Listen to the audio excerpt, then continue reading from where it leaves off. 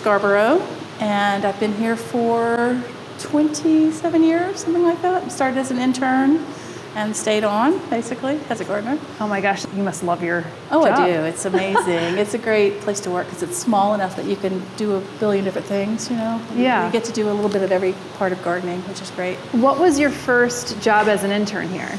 Oh, good question. Actually, the first day, I remember being out under the taxodium and the metasequoias and lifting narcissus and spreading them out further. That was a fun job. So it was basically you were on bulb duty. Yes, exactly. And what are we about to see today? So this is the palm house, which is our sort of winter temperate greenhouse. In the summer, it's too hot to grow anything in here, so it's basically empty except for the things that are growing in the ground. Mm-hmm. But in the winter, it's sort of a place to display winter blooming things. And so as a result, they're mostly from Southern Hemisphere, things that would normally be blooming in other places. So we've got a lot of South African bulbs, a lot of Australia, New Zealand plants. And all in pots, so it's easy to move, I see. Yes, and that's the good thing. There's about, I think there are 9 things planted in the ground around the edges. But yeah, that's the interesting thing about here is it's almost like a temporary display, so we can move things in and out as they come out of bloom. And I see that this is a fairly small palm house, I would say. Yes, it would be large. It would be large for me, but small in general, kind of botanic garden world. And you've really packed things in here. We jam it as much as we can. Yeah.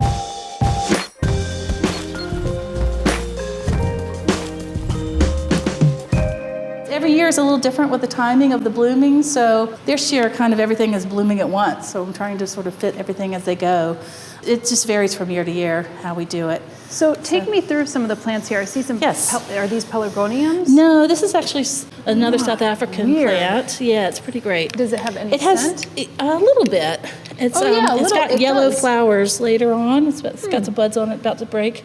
So yeah, I think I got the name wrong. It's Cinia, Sericea, I'm sorry. And so it's a South African perennial subshrub. And that's the other thing with us, because we have things in containers. A lot of these things we sort of start over regularly.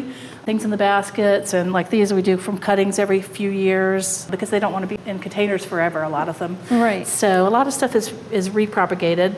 Some things we've had in pots forever. These Trachospermums we just take out and root prune every so often. And a lot of these things we've had for decades, actually, but we've just started them over and over.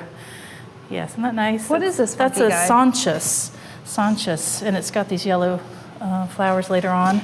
And that's another one that would get to be a huge shrub, but we cut it back and keep it. Is it like in the Asteraceae? Yes, exactly. Okay. Yep. Yeah. We've got this guy is just starting to bloom. It used to be called Eupatorium. It looks sort of like a Joe Pyeweed flower. Right, it does. But they've changed the name to Barlatina. Barlatina. Yeah. And obviously this is a more tropical variety. Yeah, so this is South African. Not South African, it's South American, I think. And it gets to be about 8 feet in the wild. So wow. Yeah. It's got that nice fuzzy kind of purple look to it. And we have Pycnosteches. This is a new one for us. It's reticulata.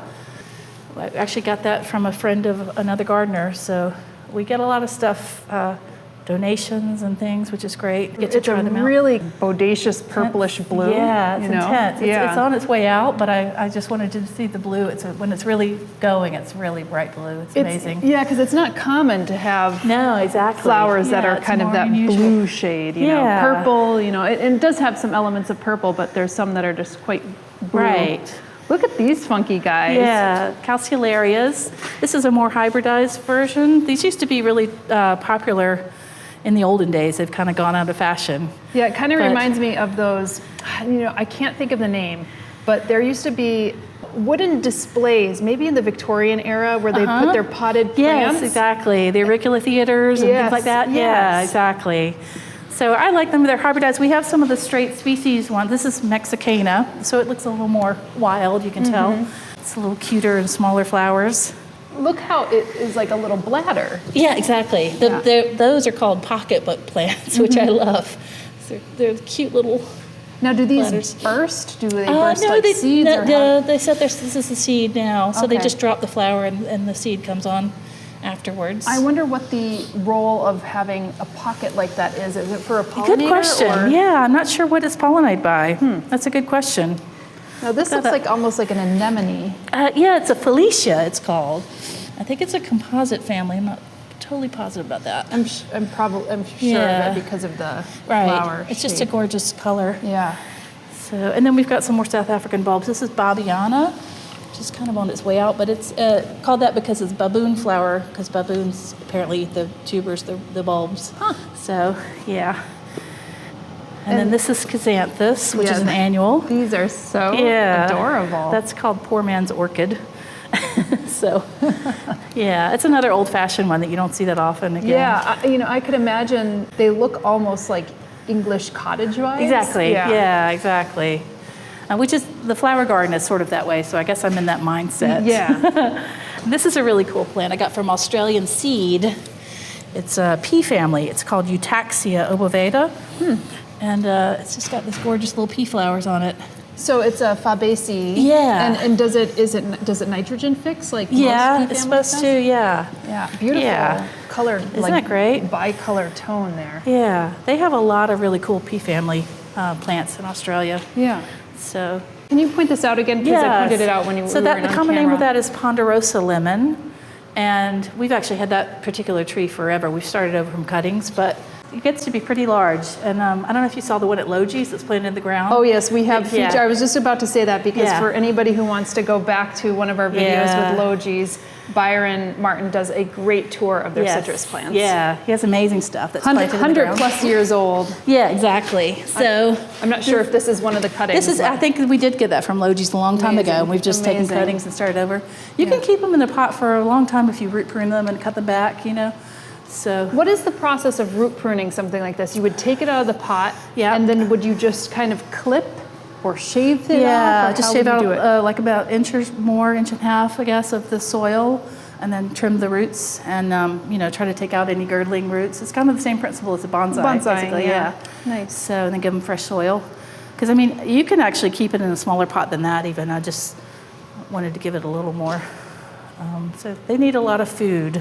Here's another kind of Victorian era Yes. plant, which is the Aspidistra. This Right. looks like maybe the cultivar Milky Way. Exactly, and that's hardy in zone 8. So I have seen them out in like Japanese gardens Exactly. and everything, in like Yeah. in southern states, South which Carolina, is pretty, yeah, pretty exactly. interesting. It Yep. makes me a little jealous I because I'm know, like, right? that could only grow indoors up here. Yeah. We're kind of on the cusp here in New York City, Yeah. right? Because you're like a zone 7, right? Yeah, when I started here, it was 6B, and now they've just rated it 7B. Right. But it's not really that exactly because it's so variable. Yeah. Sometimes the stuff won't harden off, and then we'll get a real hard freeze. Right, so. and some things will kind of die back to the ground and then have to come right back up again. This is a camellia species. It's almost done flowering, but you see the tiny little white flowers on it? Yeah, It's called- February is kind of like the time that they flower, right? Yeah, it's Camellia? almost a little done, but it's a Lensis, which is a really cool species. So not like the Sinensis, which is where you would get your green tea exactly. from, We have yeah. that in the hoop house growing. And this is Canarina, Canariensis from the Canary Islands.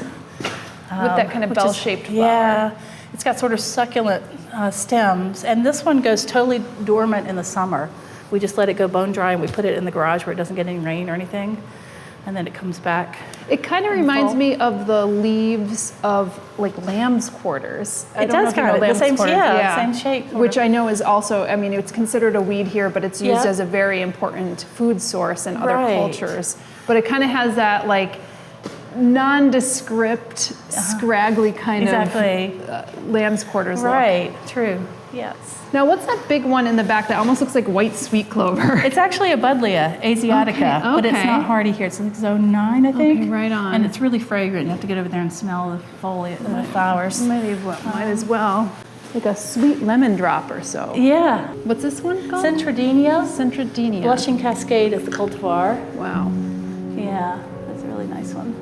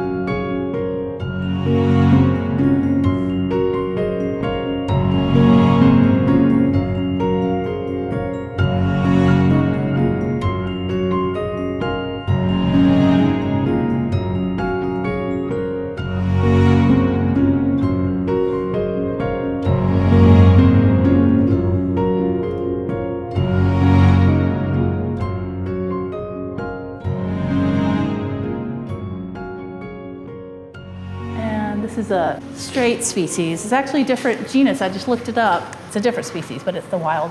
That's what it would look like in nature. Still has kind of some of the reddish leaves, though, to it. So which a lot of plants people will select for red-leaved or purple-leaved varieties. Exactly. It's one of the ones that gets more red as it gets cooler. In the summer, it's a little more green, but. Now this almost looks like a baptisia or. It's a lupin. A lupin. Yeah, is that amazing? So you can tell from the flowers. Oh. It's actually arborescence and it's native to California. I love. Isn't that amazing? Because our lupin doesn't necessarily have this kind of tiny it's leaf, so and it's great. also not like this verdigris color. Exactly. And the kind of glaucous sheen is something that I know a lot of plant people absolutely love. Yeah, I love it. It's it doesn't like our humid summers, so you have to kind of keep it really dry. And it's another one we start over from cuttings every so often. I'm assuming it's not hardy to this area. No, it's like zone 9. Which is why you have it here. Yeah. Gosh, look and it blooms in the winter. Isn't that amazing? This is a South African bulb called Morea, and I think it's called Peacock Iris. So they're sort of similar looking to our iris, but they bloom in the wintertime. I mean, look at the eyes on that. I know, it's so cool. We have a few more Very over appropriate there, name. We have a white version over here. It's sort of nice. A few are open. It kind of opens later in the day sometimes when it's cloudy. Not as striking. But it's kind of cool though. Yeah. And we have some Cymbidiums in here tucked in. That's another one that we got from as a gift, so we don't know the cultivar name. We have that one. We have one over here, and we have this one over here. So they grow in our hoop house, which you'll see later. So it's like a cooler, more humid environment. Any scent on them right now? Some are a little scented. I'm not sure. See what you think. Cannot smell. Not so much. Yeah, cannot smell anything. Yeah. They're there for the looks. Yeah, exactly. This we bought originally as Gomphrena because it looked like a Gomphrena. Yeah, it kind of looked like a little Gomphrena. But they renamed it as a Alternanthera. I mean, the people who brought it into the trade had it misnamed. So I guess I could see that with the leaves. Exactly. Yeah. And the flowers are like, we have like Black Knight, which has little white flowers like that. So it's similar. Still, it would actually be a really wonderful dried and cut flower, it seems. Yeah, I think so. And it's a perennial. I mean, it's a semi-woody shrub that we cut back and grow in the summer outside. Because Gomphrenias are one of those plants that you could buy fresh, but they dry very well. Yeah, I still have some in my little, and these feel the same way, but are a bit more like flouncy, I guess. Yeah. And now here are some pelargoniums right here. Yes, exactly. That's Mrs. Cox. And this is a cultivar we lost the name of, but I love the little pink flowers. That is cute. Isn't that crazy? Look at that. They almost look like little maple leaves. Yeah, exactly. Yeah. So here's another Morea. This is Gigandra. And then we also have some winter blooming Gladioli, but a lot of them were done. This is Carneus. And then this is another one that's almost finished. This is Liliaceus, yes. Liliaceus. And what about this So subtle. This little yellow guy right This here? is a Lacanalea, Manthus. Most of my Lacanaleas are finished, but that's one of the later ones. And is this also a South African bulb? Yep, exactly. So these South African bulbs, they're incredible, goodness, right? They're so cool. I know, and this is another one called Melis ferula. I love that one. And that one is pretty quick to grow from seed. A lot of these I have grown from seed. This was another one from seed. This is one of my favorite Babianas. Isn't that gorgeous? The color is really it's incredible. striking. And the leaf is actually quite nice. It reminds me a little bit of a plantain leaf. Exactly. You know? That sort of pleated Plantago, look. Yeah. And then this one seems to be like it has two colors to it. Yeah, it starts out kind of pale, and Yeah. then it gets deeper yellow as it ages. Yeah. This is another Gladiolus. This is a hybrid. It's called West Coast Hybrids, is what they're naming it. But it's Beautiful sort color. of, I think it's got a lot of tristis in it, is this species, because we just had a lot of tristis that just ended, but it's like it's really this subtle. kind of dusty yellow pastel color. Those pastel colors I think are really gorgeous in a garden. Yeah. This looks almost like sage leaf, but I don't know if that is. Yeah, that's a Senecio. Well, now they're calling it Brachygladus. Yeah. It's another one that's not hardy here. Senecio got really blown up into many different genera. Yeah, We so actually it's did a whole Brachyglades. video on that one too. Oh, you did? So, yeah. Okay. Yeah, that's a cultivar named Sunshine, and it's a nice one. I love the silvery leaves. This is another Brachyglades, actually, from, I believe, New Zealand. So it gets to be a large shrub too, but it's got this nice white background. Yeah, that is backs pretty of striking. leaves. Yeah. Kind of reminds me of silver maple, like on the back. Yeah, of silver exactly. Yeah. We have this Manthus, which is not very showy, but it's super fragrant, which is why I love it. I grew up in South Carolina, and this is hardy down there. We had like a 20-foot shrub of it, and it would smell up the whole yard. It was amazing.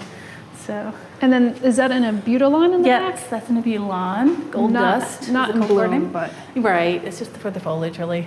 And a lot of times I do the standards just because we can save space that way. Like this is Meyer Lemon, I've trained to be, just so that we can jam more things in here, basically. Yeah, it's a very good point. And So- basically, you move things out here when it's in bloom. Exactly, Okay. exactly. So So even if it has good foliage, well, no, it's like, this is not bloom. This is going to bloom soon. This is a Leptospermum, which is a New Zealand tea tree, it's called.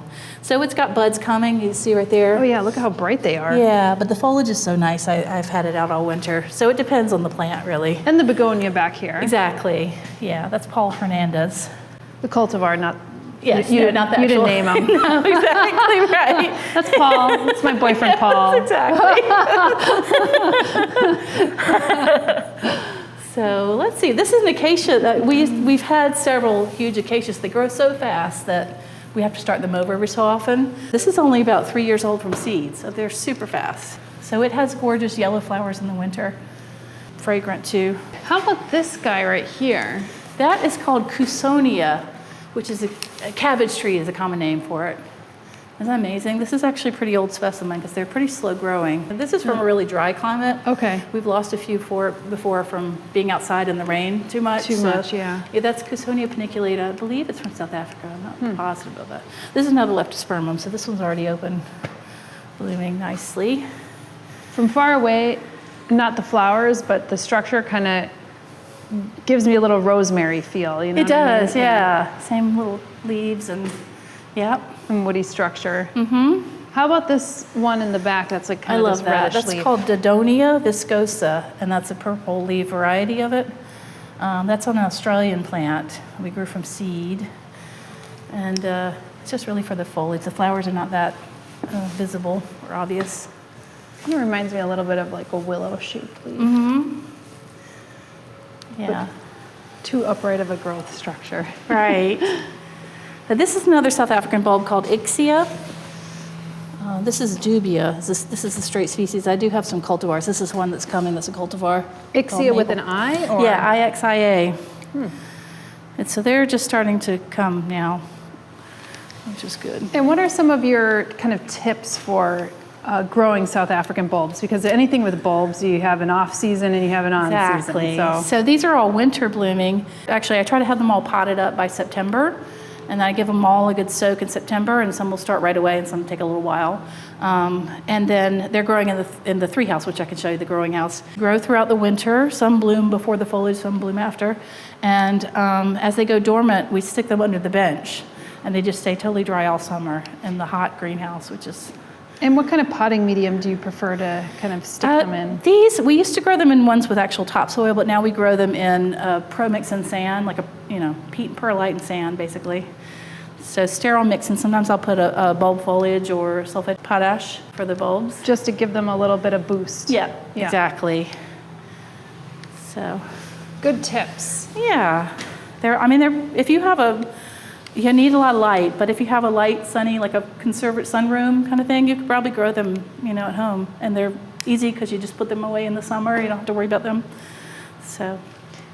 Is this another camellia? Yeah, this is called Pink Perfection, and it's a young one, so it's still kind of small, but yeah. The flowers are just starting. There you go. They're so pretty. I love them. Kind of then a late bloomer, wouldn't it be? Yeah, well, this is the reticulata or japonica. Those species bloom a little later, which is why they're less hardy. The ones that are a little more hardy are more Sasanqua, Camellia Sasanqua. They have smaller flowers. I don't know if we have any now because they're all done, but they bloom earlier. So, yeah. This is amazing. Isn't that cool? It looks like an elephant bush. Yeah, I know. It's a Cattleya Gladus. And it's just for the foliage because I love it. It's so crazy. It looks like it's dead. Well, it's got that zigzag stem. Yep, exactly. And it does have these little leaves on, but they almost look like just extensions of the stem. Yeah, the same color. Yeah. Oh no, I love this one. And it has little tiny yellow flowers. It's not really for the flowers as much.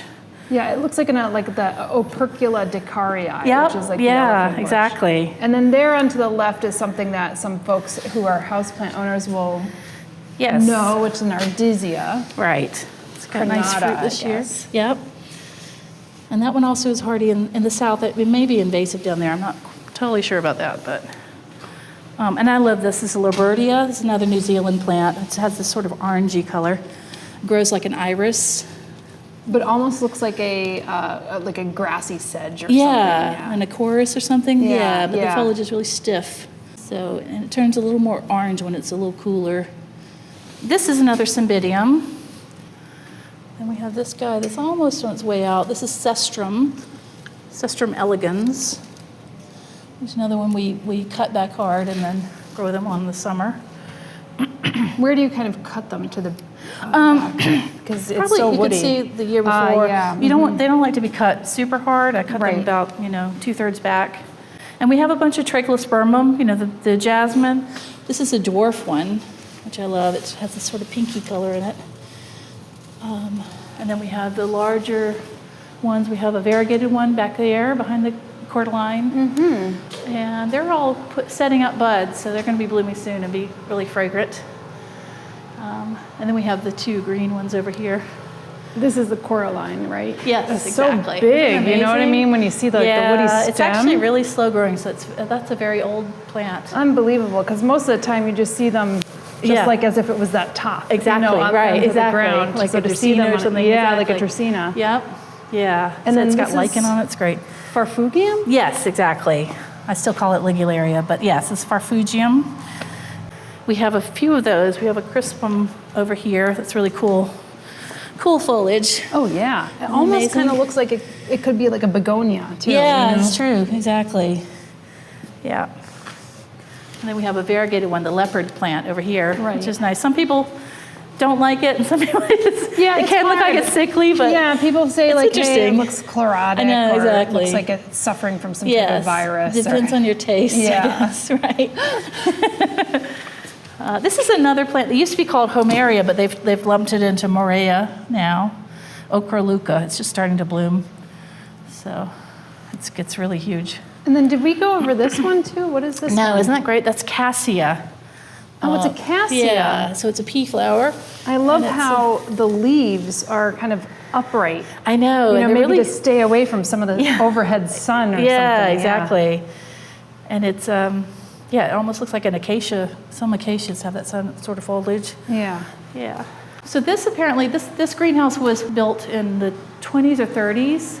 It was originally all wood construction. But when Marco Stefano was the original director of horticulture here, when he started, all the glass was broken. It was basically in total disrepair. So he had it repaired in the 70s and put this new metal construction on. But it's a Lord and Burnham greenhouse. And this was originally for a private estate. So they just did these things for display. These two greenhouses were for display. And we try to sort of keep the feel of a estate garden. We're different from a botanical garden in that we don't necessarily have to keep all the we don't collect all the genus. It's really more about aesthetics and using plants as a palette and combining them in interesting ways. So when you're actually kind of coordinating for the palm house here, I had asked whether you bring things out that are just blooming, but is there like a certain aesthetic every year? Do you have a certain theme every year? Yeah, same as how you would design a garden. I start with the structural things. I decide which sort of tall woody things I'm going to have in, like the Gossonia and the cordyline and the other shrubs. Because most of those stay throughout the winter, and then I'm just changing out the bulbs and the annuals and things that come and go.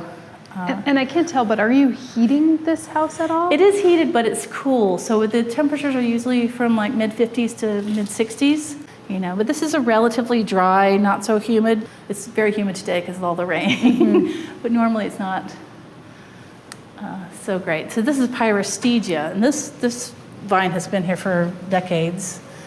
It blooms its head off every year. I mean, it kind of reminds us of what's the native orange flower I'm thinking of.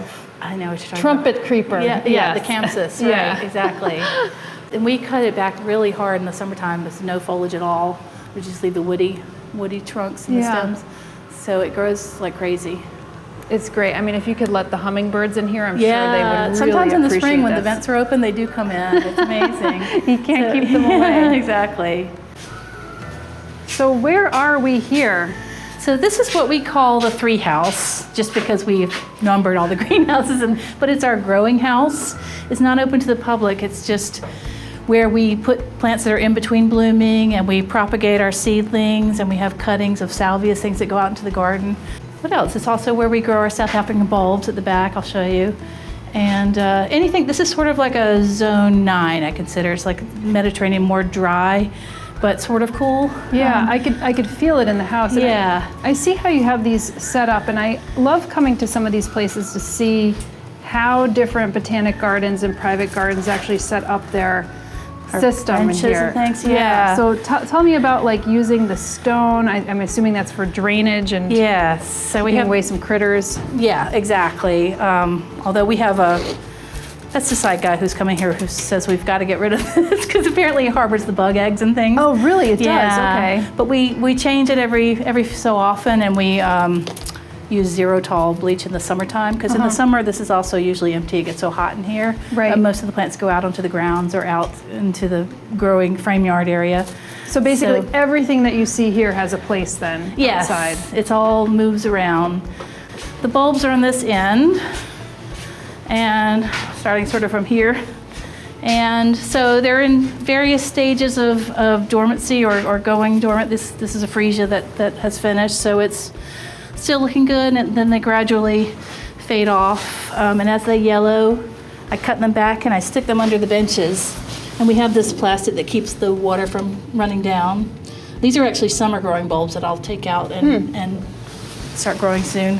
So you basically wait until this gets yellow. Yes. And then you cut it back to like what, an all inch the to way, 2 inches? all the way down, actually. All the way down, yeah. okay. Just because there's not much room down there. Yeah. And so I try to grow them as long as I can, just because that's how they get their nutrients for next year, their strength. But also we kind of need the space. It's very tight in here, so we're always trying to do what we can to make stuff fit. It is a very small house for all the plants that you actually have here at Wave Hill. Yeah. So I can appreciate So we're always that. juggling things and trying to get the timing right so we can. This is usually where we grow our summer stuff. Once these go dormant, we start doing sunflowers and things like that that grow in the summer that need heat. And are you in here like kind of every day, kind of nosing around, seeing what's blooming? Yeah. Well, I actually water this. I'm in here, which is great because then I can see as they come into bloom, and so we try to water 3 times a day, which doesn't necessarily mean water everything. Now, even just for check these, or these actually don't want to dry out, and so since they're still growing, I want to keep them moist. But yeah, I don't water them 3 times a day. It's just to check and see what needs it. Got it. And as soon as these bulbs are cut back and they're under the bench, do you do any watering whatsoever? Almost all of them, no, except for the only ones I do are the Lacanalias, and there's a Morea that's going dormant now. I take them out in July, give them a good soak, and then I put them back under the bench. So they just don't want to get bone dry. Some of the Narinis and the Hippiastrum amaryllis, I keep them up here, so I don't let them go bone dry, but they rarely ever get water. Yeah. So. What is this funky guy Isn't it cool? right here? Yeah. It's actually Coreopsis gigantea. It's native to California. Very succulent one. Isn't it amazing? Yeah, And it goes super totally dormant in amazing. the summer. I just let it go totally dry. Is it considered herbaceous still? It's sort of like a shrub. It will Yeah. get big and bushy. You see them in California growing along the sides of the cliffs. Phenomenal. Yeah, and this is actually a Pelargonium family. Oops. This is Monopsis. I gotta see. Monopsis, right? Monsonia, thank you. Speciosa, yeah. And it goes totally dormant too. It's about to bloom. It's taking longer this year. It kind of has that Pelargonium-esque look, And when it blooms, you'll see that it is. And then these are pelargoniums that are just starting to come into bloom. As soon as they start blooming, I'll move them into the palm house. Fantastic blooms. Yeah. And so these are all cool season seedlings that we've started. These are Shane's. We kind of have it sorted by area so people can kind of check on their stuff easily. These are cool season, and he takes care of the terrace, the Wave Hill terrace, and the pergola. Got it. So most of these will be bedded out. He sort of does a more formal bedding because they're, strips of things. But these are little poppies? Yeah, the little California poppies. So when they start blooming, I'll put them out on the front steps of the palm house. And then there's salvias. These are mostly all salvia cuttings. Looks like nasturtiums. That's a little salvia nasturtium. Maybe right here. Yeah. And other palm house plants. This is another Felicia, other things like that. This is Collinsonia. I always get them mixed up. Sorry. So these are, when they start to bloom, I'll move them out to the palm house. They almost look a little sage-esque. Yeah, Collinsonia heterophylla. So yeah, this is I'm not sure what it's native to. I think it's California, but I'm not positive. Seems like you do have a lot of plants just because out here. they grow in the winter for the palm house, and and they're pretty interesting too. Especially the annuals are amazing, the cool season annuals. So this is actually sort of Harnick's area, and he takes care of the herb garden and the dry garden. So some of these are going to go out to the front of the herb garden. Got lettuce. This almost looks like a cilantro or something. Yeah, that's what that is, I think. Yep, cilantro. And this is brassica, so mustard. Very cool. What a quaint little greenhouse area. I mean, I could see that your guys are got to be bumping elbows in this. Yeah, it's pretty tight, especially this time of year. Everything's bursting. And it's just about spring as we're filming, even though it's like really rainy outside. Right. So I just fertilized for the first time on Friday, so they're all starting to grow and go nuts. Great reminder to start fertilizing. Yeah. Spring came early this year, it feels. It did. Yeah. So amazing. Well, thank you so much for showing us a little bit behind the scenes. Sure. Don't forget we have a full tour of both the succulent and tropical house at Wave Hill from previous episodes of Plant One On Me. And stay tuned here because next up will be Wave Hill's Alpine Tour. If you're enjoying these videos, help us grow by liking and subscribing. We have so many great tours and plant tips that are coming up this year, so be sure to click on the notifications button too so you don't miss a video. In the meantime, check out what we're growing over on our sister channel at Flock Finger Lakes. And if you're keen on growing your houseplant knowledge, check out the Houseplant Masterclass and our other suite of online courses at homesteadbrooklyn.com and houseplantmasterclass.com. See you in the next video.